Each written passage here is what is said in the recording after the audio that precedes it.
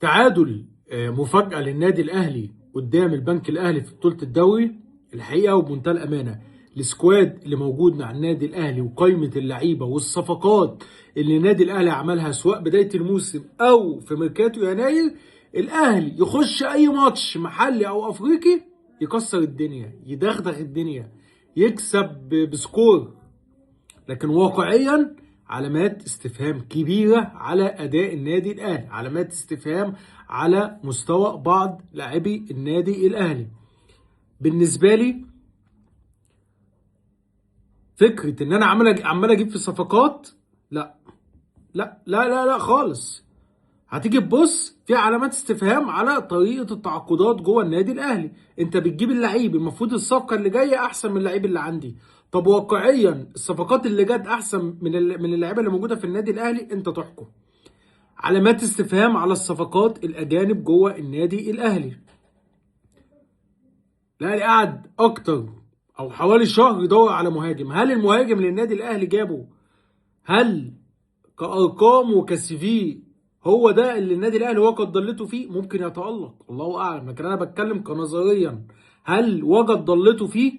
هل ده اشبع طموحات جماهير النادي الاهلي؟ لك التعليق. خلينا متفقين، نهاية الموسم ده ربما تحدث مفاجآت في قائمة الراحلين عن النادي الاهلي، ولاعيبة كبيرة واسماء كبيرة.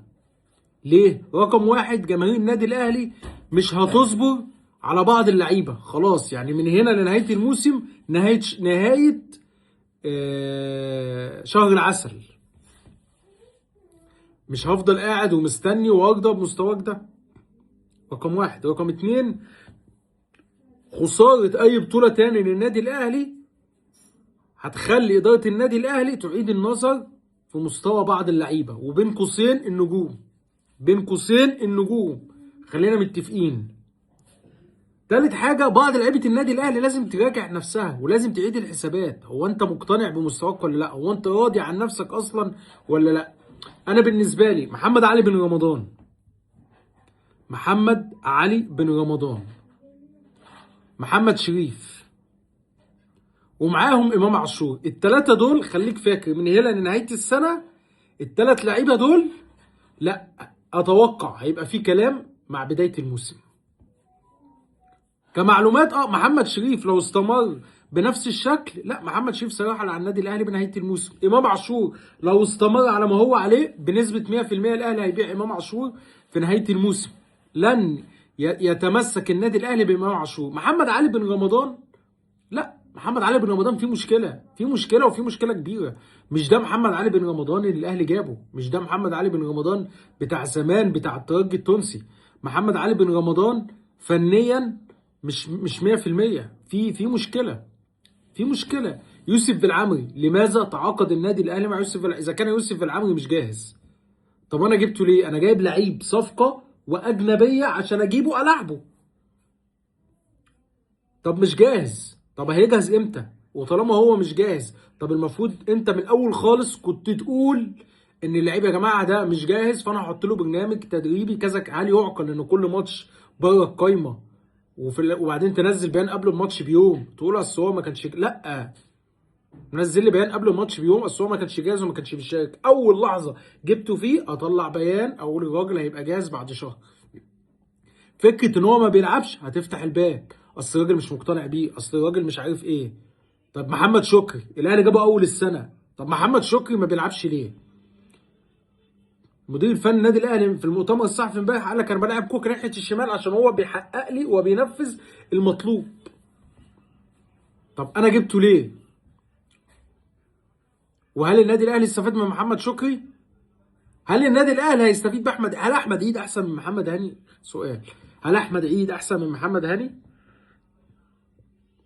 محمد هاني هو اللي هيلعب، ومحمد هاني سيظل اساسيا ناحيه اليمين. طب انا جبت احمد عيد ليه؟ وايه الاستفاده من احمد؟ طب ما كنت اجيب اي يا جماعه، قطاع الناشئين في النادي الاهلي ما فيهوش باك يمين، قطاع الناشئين في النادي الاهلي ما فيهوش لعيب وسط. طب انا بمشي محمد عبد الله ليه مثلا الجناح؟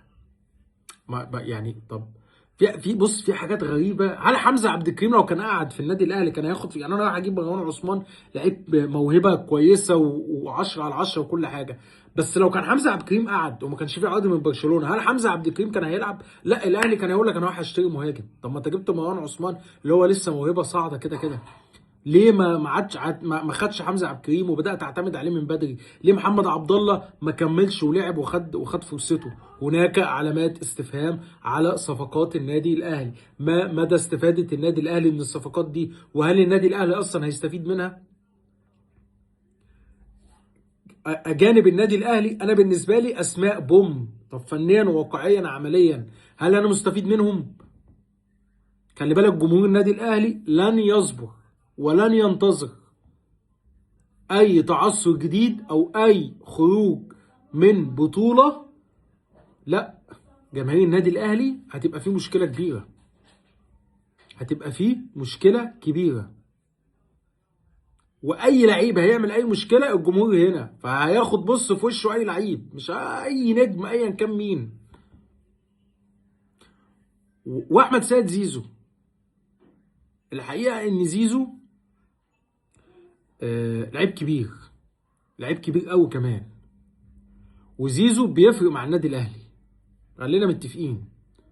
زيزو بيفرق مع النادي الاهلي وبيفرق في اي مكان هو موجود فيه. شوف زيزو لعيب خبره، زيزو لعيب خبره.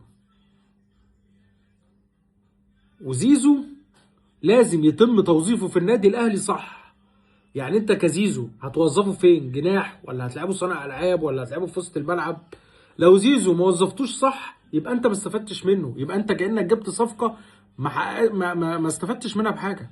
فلازم زيزو قوته جناح، خلينا متفقين. زيزو قوته جناح، لابد من توظيف احمد سيد زيزو في مركز الجناح عشان تحقق المطلوب منه 100%. وقوة زيزو على الخط، قوة زيزو على الخط. فلازم زيزو يستمر توظيفه في مركز الجناح عشان يحقق المطلوب منه. النادي الاهلي وفريق النادي الاهلي ولاعيبه النادي الاهلي لازم تقعد مع نفسها، وفي لعيبه جوه النادي الاهلي لازم تتفرج على نفسها. انت راضي اصلا عن نفسك ولا لا؟ انت مقتنع بنفسك ولا لا؟ لان الفتره اللي جايه جوه النادي الاهلي صعبه، بل صعبه جدا. وجماهير النادي الاهلي تاني بقولها، اي تعثر جديد هتاخد في وشها اي لعيب، لان الجماهير مستنيه حصد كل السكواد اللي موجود ده باللعيبه بالميزانيه اللي اتصرفت. النادي الاهلي ياخد كل البطولات. النادي الاهلي طلع من كاس عاصمه مصر، النادي الاهلي طلع من كاس مصر. النادي الاهلي قدامه بطولتين، بطوله دوري ابطال افريقيا والدوري المصري. طبيعي وبديهي ان الاهلي ياخد بطولتين. اي تعثر في اي بطوله هتبقى فيه مشكله جامده وجامده جدا جوه النادي الاهلي.